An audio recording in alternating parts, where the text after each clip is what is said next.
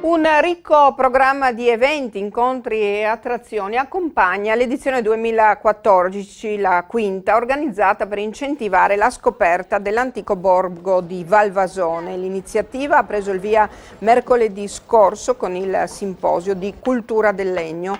Valvasone è inserita nel selezionatissimo club dei borghi più belli d'Italia.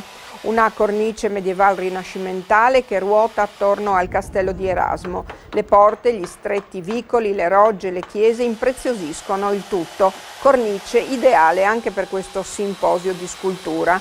Un atelier a cielo aperto dove 6 artisti danno forma alle loro opere sotto gli occhi degli abitanti e dei tanti turisti che nel weekend arrivano qui anche per partecipare alle visite guidate dal personale dell'ufficio turistico.